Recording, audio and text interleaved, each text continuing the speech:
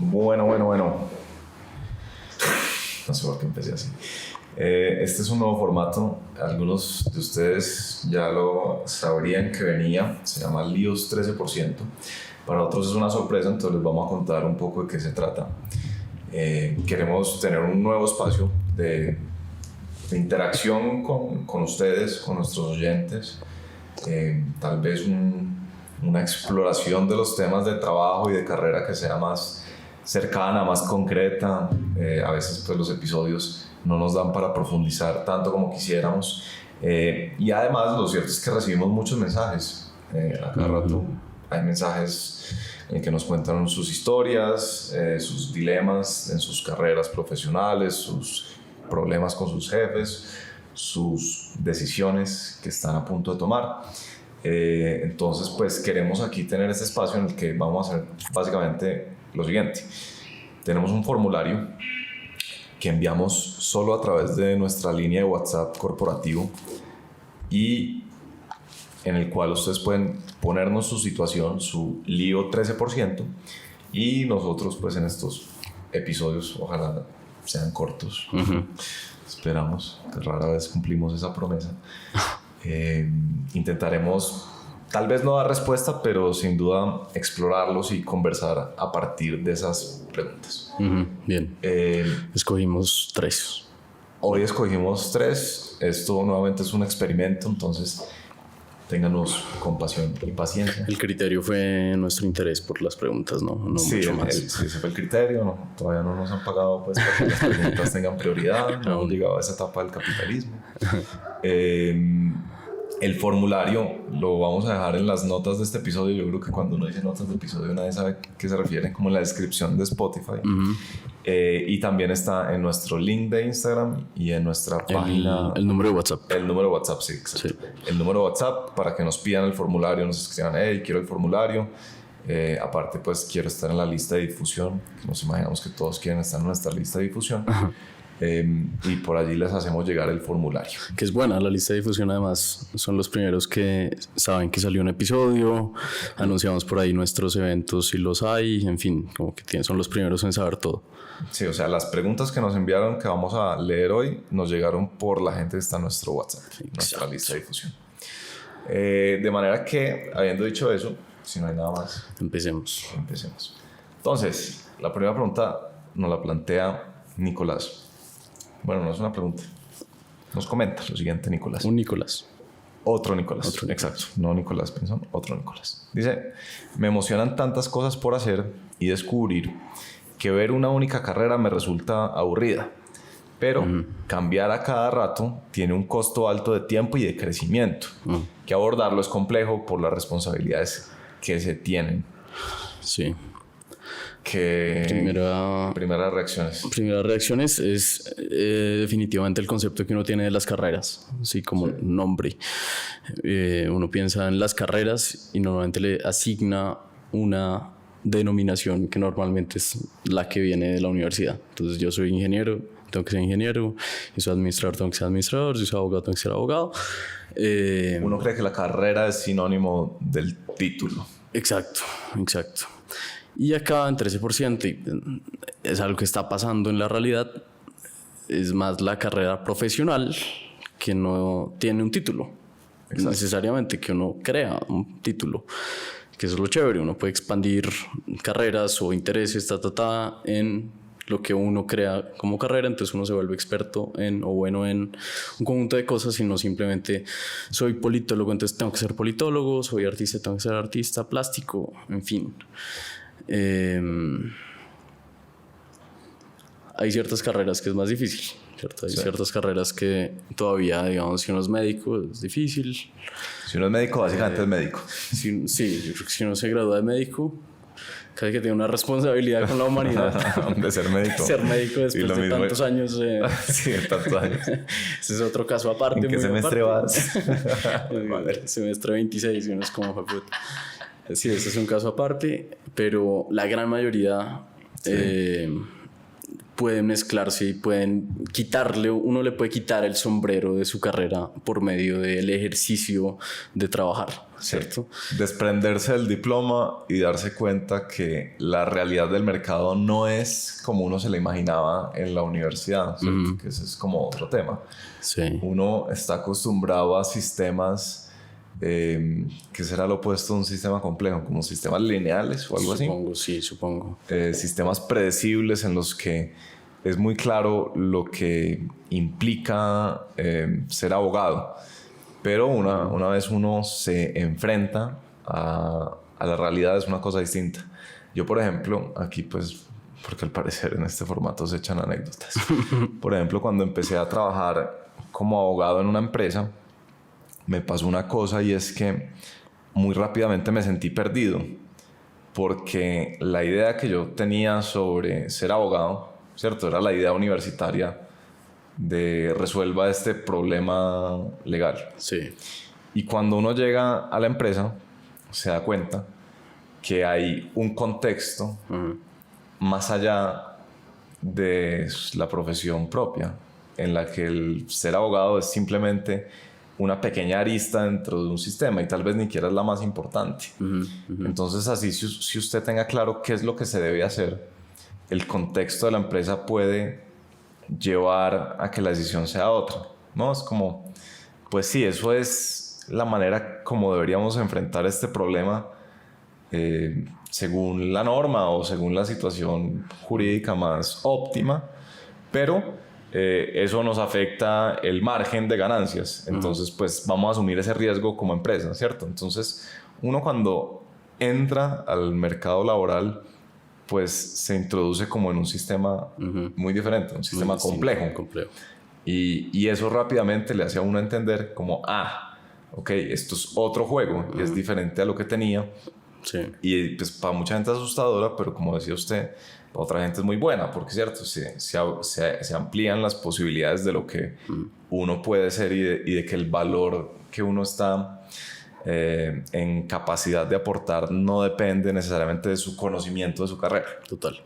Entonces eso es un tema, ¿no? Como la idea de lo que se entiende como carrera y de pronto desligarse de esos títulos que uno tiene. A mí otra cosa que se me ocurre es la duda de Nicolás es algo que siento que me pasa a mí y creo que le puede pasar a muchas personas, y es uno tiene muchos intereses, entonces no sabe cómo enfocarlos, ¿no? Como que es un poco paradójico de la paradoja de la escogencia, que uno tiene tantas cosas que se paraliza porque no sabe por dónde empezar o no sabe qué hacer y siente que si se está enfocando a algo está perdiendo un poco de su alma por otra cosa. Creo que esa es parte de la duda. ¿Usted qué reacciona de eso? Pues me parece que igual sigue ligado a un entendimiento muy especializado de cómo debería ser el trabajo o cómo uno cree que es el trabajo. Porque claro, si uno como que percibe la riqueza del mundo y entonces uno quiere hacer esto, pero también le gustaría hacer esto otro, lo mueven diferentes cosas, entonces uno cree que va a perder, ¿cierto?, lo que ya ha venido haciendo. Entonces, si estudié 5 años de economía, sí, y ahora resulta que me está interesando muchísimo el tema de operaciones, que puede que no esté relacionado con esa carrera que yo estudié. Entonces está como esta gran angustia de no voy a aplicar aquello que tanto tiempo le dediqué, ¿cierto? Y como que cada día que pasa se va alejando de eso. Exacto. Es angustioso. Es angustioso, pero a la vez es como, hasta cierto punto me parece a mí que es desconocer el hecho de que en realidad en el mundo real las cosas están más conectadas que desconectadas. La economía, cuando uno está en el mercado, tal vez no está tan desconectada de las operaciones, por ejemplo. Entonces, pues yo lo veo un poco así. Me parece que es una angustia pues muy razonable, pero no creo que sean nuevamente equivalentes como sistemas, por ejemplo, el de la universidad y el del trabajo. Es decir, que 5 años de hacer algo en un trabajo lo vaya uno a limitar respecto de otras cosas a futuro, ¿cierto? Yo lo veo un poco así. El otro que pienso es, también es un tema de etapas o momentos, de qué tanto está uno en un momento de la vida en donde es más posible o incluso necesario explorar cosas, y otra etapa en donde uno necesita explotar cosas o enfocarse. Que es distinto. Normalmente se piensa que la exploración es los primeros años de carrera, y yo creo que sí es el momento más importante de esa exploración, donde uno puede tantear cosas, puede ver, no tiene que darle tanta importancia a todo lo que hace, porque en últimas puede que esté explorando, y esa exploración, digamos, deja revelar uno que le puede realmente interesar, si esos intereses que uno siente que son intereses son reales o no. Después llega una etapa de explotación, que no es como que llegue, no es como que llegue una carta de Harry Potter diciendo ya te toca trabajar en esto. Es más como que uno entiende. Tremenda carta, además, ¿no? Sería chévere. Es hora de explotar. Sería mucho más fácil. Enfócate en esto y ya, porque ya hiciste suficiente. Sí. Pues no es así, pero uno sí tiene como una especie de intuición de cuándo es que ya entendió, ok, soy bueno para este conjunto de cosas, puedo irme un poco para allá. Sí. Lo que sí creo es que paralelo constante, sin importar la explotación o la exploración o la explotación, va como la curiosidad, ¿no? Como el interés por cosas. Sí. Entonces el hecho de que uno esté explotando algo, enfocado en un tema muy puntual, no quiere decir que tenga que olvidar absolutamente el resto de cosas. Sí. De hecho, yo creo que si uno olvida el resto de cosas, con el tiempo se va volviendo aburrido, sí, como pandito también, por más de que quiera especializarse, se vuelve como vago en las ideas. Entonces diría también, esa curiosidad que supongo que Nicolás tiene por temas, toca escogerlas un poquito, toca ver con cuál se mete y con cuál no, pero sí como mantenerlas para nutrir en cualquier etapa de la vida. Sí. Sí, lo otro que yo quería decir sobre eso es: el mercado valora habilidades concretas y no disciplinas abstractas. Ajá. ¿Cierto? Uno finalmente, como en el trabajar, uno trabajando va mostrando ciertas fortalezas en ciertos asuntos, ¿cierto? Yo soy muy bueno haciendo lanzamientos de producto, por ejemplo.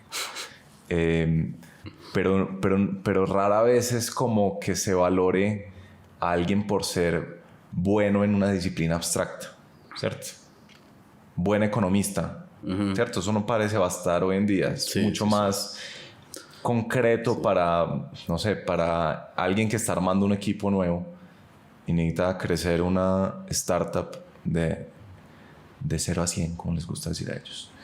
Para esa persona es mucho más concreto, como este personaje o esta que acaba de entrar sabe hacer lanzamiento de productos, es súper buena en servicio al cliente, por ejemplo, que decir como esta es buena en cosas más grandes, ¿cierto? En economía, en la industria petrolera, pues cierto, eso no dice como mucha cosa. Entonces, si el mundo está tan lleno de cosas y tenemos esta tendencia a volverlo como en pequeños bloquecitos, como este es el área del derecho, este es el área de la industria petrolera, pues estamos dejando de ver que finalmente lo que importa en una carrera es uno y las habilidades que va formando, no las diferentes áreas en las que uno se ha movido, porque eso no dice nada, lo que sí dice mucho son las habilidades. Entonces yo creo que eso también por ese lado. Y a propósito de lo último que usted decía sobre las exploraciones, yo creo que esto de me encantan las cosas, a uno le gustan muchas, pues cierto, como uno tiene la idea de que le gustan tantas cosas y luego la degusta rápido 5 y se da cuenta que solo le gustaban 2.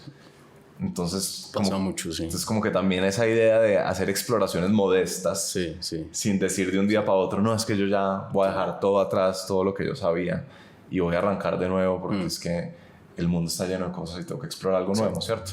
Y con las dos, digamos, que sí son reales, ahí sí, como dice Salazar Eduardo, Salazar, Eduardo, ser intenso con eso.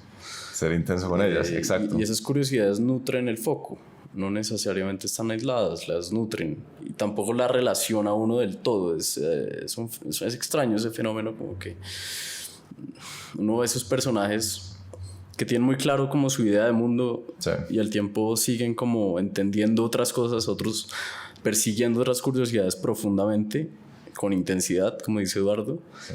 Y no están relacionadas, pero al tiempo sí.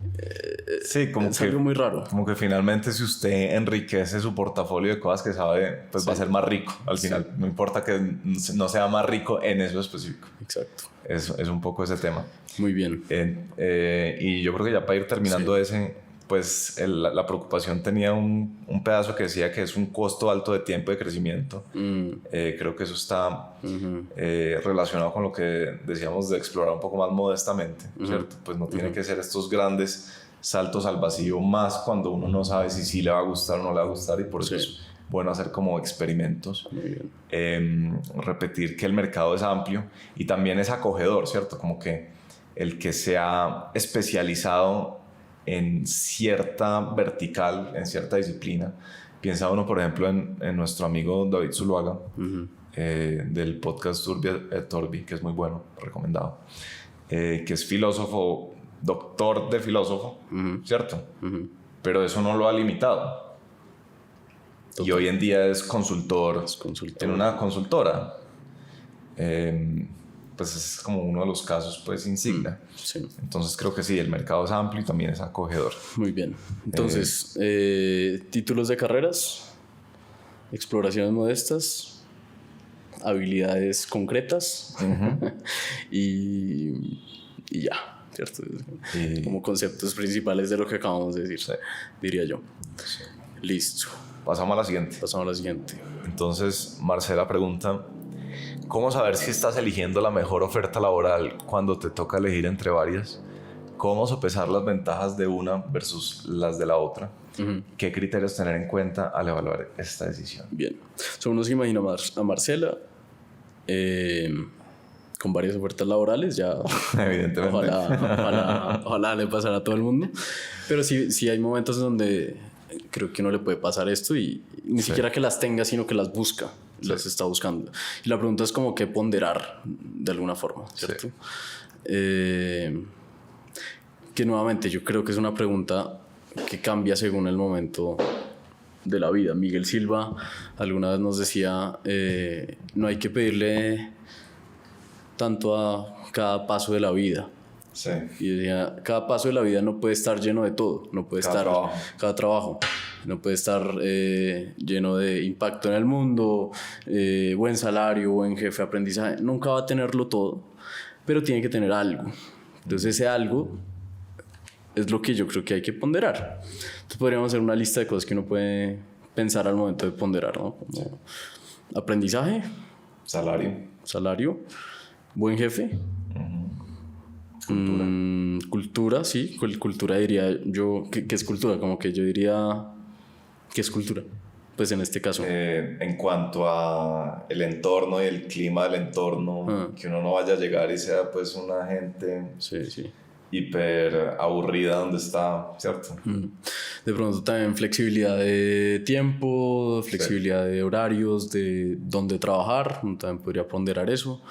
Sí.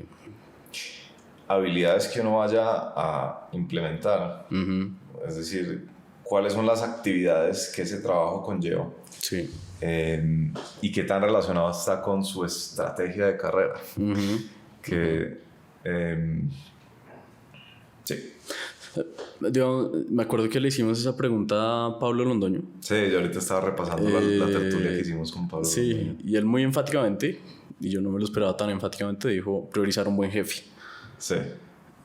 Digamos, Miguel Silva no dio una respuesta, no le hicimos tampoco la pregunta concreta, no dio una respuesta, pero digamos fue muy más casuístico, digámoslo, de ninguna de esas opciones es mejor que otra, depende del momento. Entonces, por ejemplo, uno a veces piensa, no, como que está mal priorizar salario, como que no le está vendiendo el alma al diablo.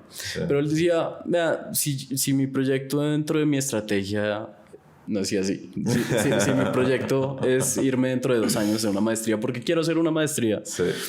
pues no está mal ahorrar unos años y tener un buen salario. Exacto. O si quiero un trabajo muy específico porque yo siento que es parte de la hoja de vida que quiero armar. Pues, sí, como que él decía además como no sienta que uno le está vendiendo al alma al diablo. Esa expresión es muy extraña, ¿no? Sí. Pero por sí. tener lo que llaman como una etapa táctica. Exacto. Creo que eso es como término de Pablo Londoño. Yo creo que puede pasar y es válido. Sí, como que... Sí, de acuerdo. En 13% sí creo que hemos dado muy la idea de priorizar más unas cosas que otras. Sí. Yo creo que hemos dado esa idea, de pronto aprendizaje mucho más, sí. Con lo que estaría yo personalmente de acuerdo, pero puede que hay un momento específico de la vida, no, de pronto va a poner cualquier caso fatídico. La mamá tiene cáncer. Entonces para mí es muy importante tener libertad de tiempo. Sí. O uno, pum, se clava unos hijos. Pum, la barra, o le clavan unos hijos. Pum, van. Entonces pues necesito plata, sí, como que depende el momento. Sí. Pero, digamos ahí la claridad que yo haría, que obviamente la hizo fue Miguel Silva, no yo. Sí. Fue como igual no perder una especie de, él le dice sentidómetro, una especie de brújula interior. Porque pues uno de pronto listo, está priorizando salario por un par de años, pero después pum, se queda ahí por vida. Sí. Entonces como ver el GPS, qué tan lejos está. Sí. Y también, sí, diría yo que como hacerlo por las razones correctas, que me lleva a otro tema, y es que es muy usual hacer benchmarking, y no es que esté mal, es decir, hacer como una suerte de sondeo con sus pares y ver como cuánto le están ofreciendo a o qué tipos de trabajo están tomando los de su generación, los de su grado, los de su barrio, etcétera, etcétera. Y yo sí creo que vale la pena hacer una anotación sobre la importancia de que la carrera es individual, ¿cierto? Que yo creo que ya para nosotros es como medio obviedad porque lo hablamos mucho, pero siempre volvemos a este ejemplo del caballo que le ponen estas anteojeras para que no vea hacia los lados sino que mire solo hacia el frente. Que a los caballos se las ponen para que no se asusten. Bueno, y de hecho a los seres humanos también se los dejan poner para que no se asusten, sí, ¿cierto? Porque la idea es el solo nombre de carrera parece indicar como si fuera una competencia, ¿cierto? En Confama prohibían usar carrera. ¿Ah, sí? ¿Se acuerda? Bueno, no me acuerdo. Prohibían usar carrera una vez que hicimos un par de episodios con ellos. Entonces eran las travesías. Ah, claro. Las travesías. Claro. Que sí, digamos, es más lindo, solo que pues ya meterse uno con ese lenguaje ya uno demasiado. ¿Cómo vas con tu travesía profesional? Sí, pero sí da esa idea, y un ejemplo como para ver cómo se puede ver esa idea. Llegando a los 30, los amigos todos están empezando a vivir solos porque están ganando bien. Sí. Entonces uno como que se puede sentir colgado porque le está apuntando más a priorizar aprendizaje, sacrificando un poco de ganancia porque cree que la ganancia viene un poco más adelante, ganancia digo monetaria. Sí. Entonces pues se va a sentir un poquito colgado, o de pronto todos están haciendo maestrías, o de pronto sí, como que esas cosas pueden pasar, y ahí es donde uno se tiene que repetir, y creo que solo uno se lo puede repetir, que la carrera es individual. Sí. Y que si uno no está haciendo las cosas por las razones correctas, pues... Sí, que eso tiene mucho que ver con el sentido, o sea, eso es como... o sea, hay factores objetivos para decidir trabajos y decidir pasos de carrera, pero me parece que siempre hay un elemento muy interno, ¿cierto? Que lo hablaba mucho Miguel Silva en nuestra tertulia que hicimos, el sentidómetro, una especie como de brújula interna que le indica a uno como qué es lo que tiene sentido para uno, ¿cierto? Y eso no siempre es visible y no siempre es comparable con que están viviendo los de mi generación. Exacto. O los de mi industria. Entonces yo creo que sí, yo creo que estamos de acuerdo en priorizar el aprendizaje. Yo diría que siempre, ¿no? Porque priorizar el aprendizaje es más o menos decir de otra manera que uno siempre debe estar retado, ¿cierto? Sí. En ese punto dulce, punto óptimo, que hablaba Víctor Frankl, que se llama la tensión creativa, ¿cierto? Ni demasiado abrumador ni demasiado relajado. Porque si es abrumador, pues uno se paraliza, y si es relajado, pues no se motiva a la acción. Entonces creo que sí, pues si un trabajo es retador, quiere decir que uno va a aprender ahí, entonces yo priorizaría aprendizaje. La otra cosa que decía Pablo Londoño en la tertulia que hicimos es que pues para él no hay nada que incida más en el desarrollo de uno como persona como un buen jefe. Entonces creo que ese es otro punto a tener en cuenta. ¿Qué más sobre eso? Sobre los criterios entre una oferta y otra. No tengo más. Sí, yo diría que averiguar bien también cómo es la cultura de esa empresa. Creo que hace mucha falta, y Pablo Londoño es insistente en esto. La gente no investiga lo suficiente del lugar a donde va a llegar. Hace como una suerte de tiro al aire. Y es muy fácil y cada vez es más fácil investigar. Sí. Buscar por LinkedIn a 3 personas que trabajan ahí. Pablo decía una cosa buenísima en la tertulia, la tengo presente porque la estoy repasando ahorita, y era, pregunte lo siguiente. Es muy buena esa pregunta. ¿Qué le pasó a la persona que hacía este trabajo antes? Este trabajo que me están ofreciendo a mí, ¿cómo le fue a la persona antes? ¿Y dónde está ahora? Sí, es una buena pregunta, ni idea que... Eso es muy diciente, ¿no? Sí. Entonces, bueno. Muy bien. A ver, ¿qué más había anotado yo sobre esto? Bueno, y lo otro que yo puse es como, pues muy instintivamente, Marcela preguntaba cómo saber si estás eligiendo la mejor oferta laboral. Es como, pues no hay manera de saber, ¿no? Con certeza. Claro. Siempre hay un elemento de azar. Como lo de las cartas de Harry Potter. No es que uno le diga, llegue un mensaje mágico, no. Siempre no se va a saber. Yo lo que creo con estas cosas es, cuando uno toma una decisión difícil entre 2 cosas y ya la toma, no piense nada más. No piense qué hubiera sido porque pues ya, vívalo. Y si después encuentra suficientes razones para cambiar, pues la sabrá, pero ya fue. ¿Qué opina usted sobre el instinto en ese tipo de decisiones? Yo creo que hay que creerle al instinto. Si realmente yo cada vez me doy cuenta que mi instinto tiene mucha razón, y a veces como que no le creo, entonces no hago algo porque no hay suficientes argumentos. Exacto.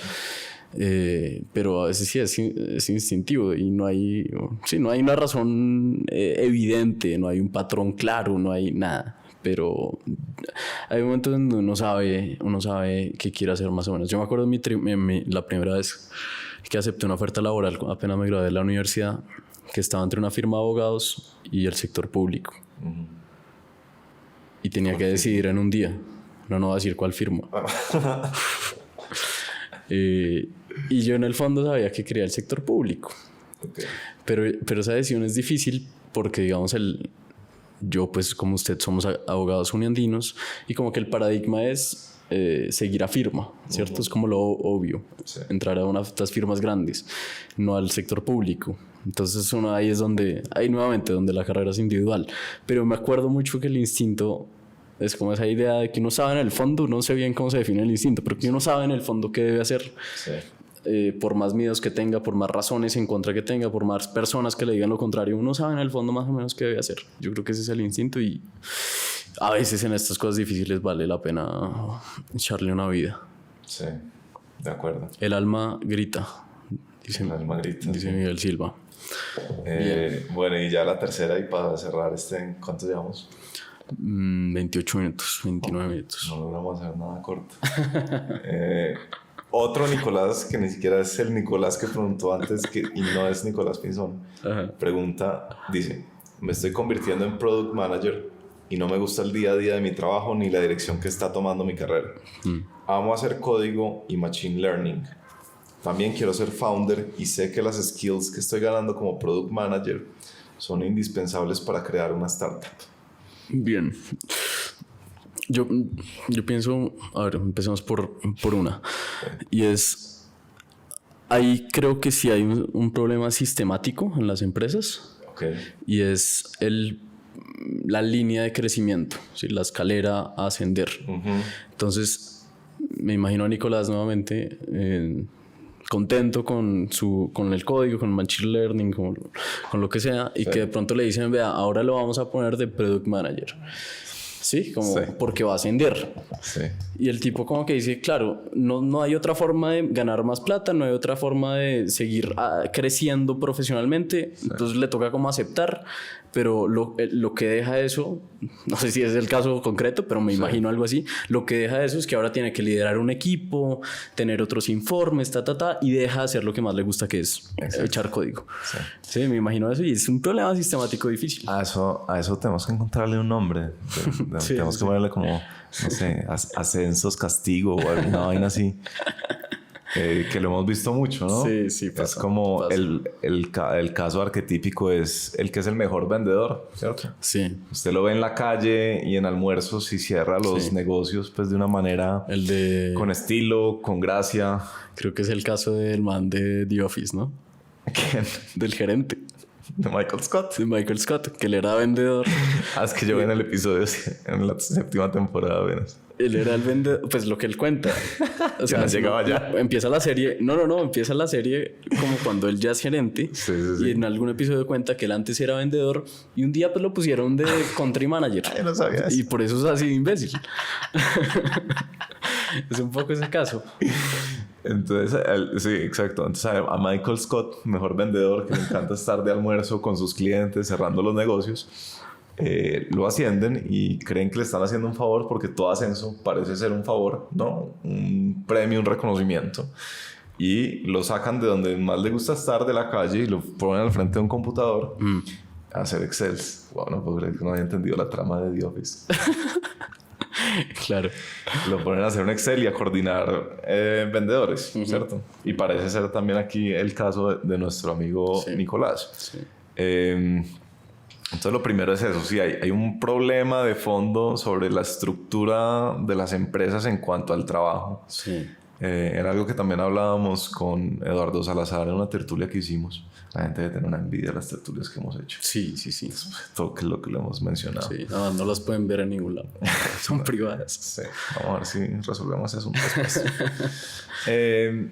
Y Eduardo decía que sí, es un tema como de que el desplazamiento en las empresas, que es necesario porque a veces uno sí se siente estancado porque deja de estar precisamente retado. El desplazamiento tiene un problema, es que solo está pensado ascendentemente. Y de pronto deberíamos pensar como en desplazamientos más oblicuos, ¿cierto? No necesariamente un ascenso, premio, castigo, de ahora tienes que coordinar gente.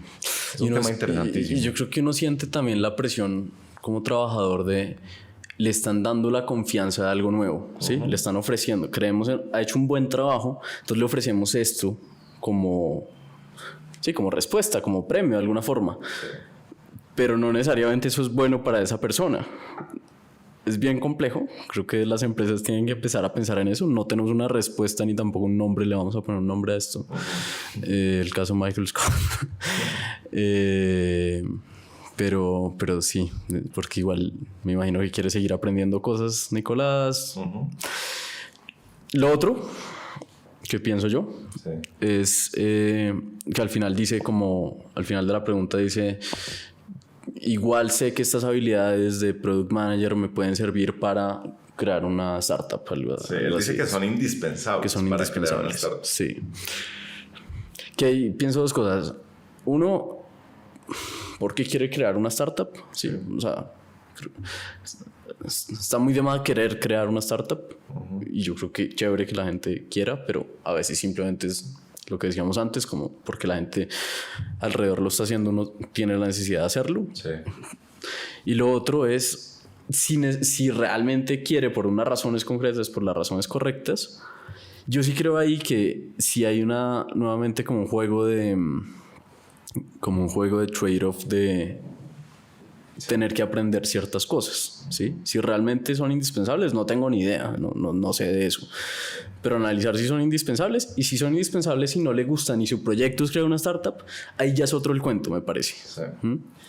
Ahora, piensa uno en Freddy Vega, por ejemplo, que dice que a él lo que más le gusta es hacer código y es lo que menos puede hacer en su rol como CEO. Ahora, él es súper consciente de eso y creo que ha aceptado que ese es un sacrificio que tiene que hacer con tal de lograr lo que quiere lograr.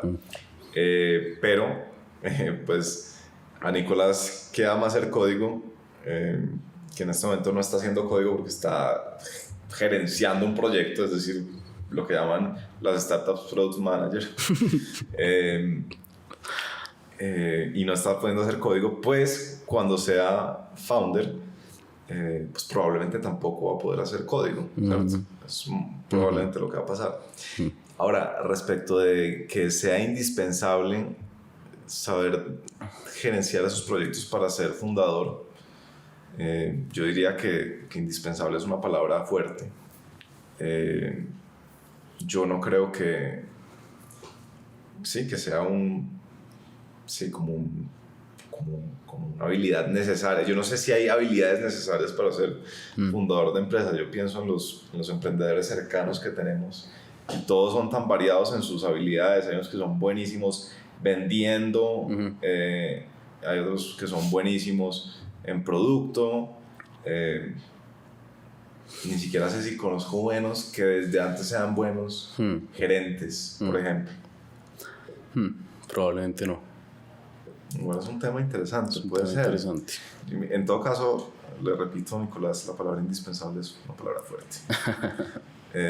Y uno tiene, uno con esas palabras fuertes también como puede darse cuenta cuáles son las creencias que uno tiene muy arraigadas, ¿no? Como puede que no sea indispensable y uno haya pensado toda la vida que es indispensable y de repente se rompe ese muro y el mundo se libera. Y esta pregunta a mí me parece que es curiosa porque es como si la tuviera muy clara, ¿no? Pues es como que él hace como un diagnóstico de la situación muy clara. Es como, estoy haciendo esto, me da unas skills, no me gusta lo que estoy haciendo y no me gusta la dirección que está tomando mi carrera con esto. Pero quiero ser founder, ¿sí? Sí. Como, pues finalmente si uno quiere ser founder, ¿qué importa lo que pasaba en su carrera? Pues como que si uno va a arrancar una cosa solo uno, pues ¿qué angustia tiene de que lo vayan a decir como, ay, pero este man pasó todo ese tiempo haciendo solo no sé qué? Bien, sí, yo creo que buena nota ahí de la pregunta que sale es ¿qué es indispensable? Si hay algo realmente indispensable para el paso a seguir, pongámosle así. Sí. Bien, muy bien. Muy bien, entonces este fue nuestro primer experimento del iOS 13. Espero que lo hayan disfrutado. Estuvo chévere, ¿no? Me gustó. Sí. Podemos seguir haciéndolo. Entonces vamos a seguir haciéndolo y mándenos sus preguntas al formulario, que nuevamente solo enviamos por nuestra línea de WhatsApp. Entonces pídanoslo. Y para encontrar nuestro WhatsApp, vayan a la descripción de este episodio, a nuestra página 13%.com o al link en nuestro Instagram. Perfecto. Hasta la próxima. Hasta luego.